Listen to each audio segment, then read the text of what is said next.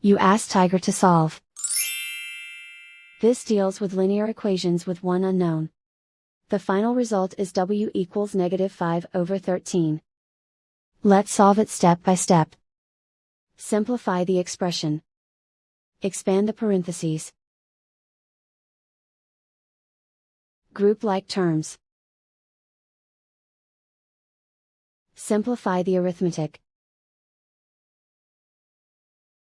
Group all constants on the right side of the equation. Add 5 to both sides. Simplify the arithmetic.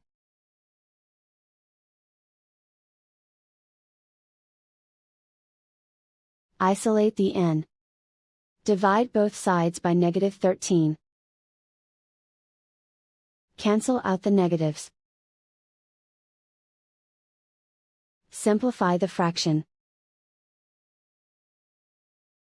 Move the negative sign from the denominator to the numerator.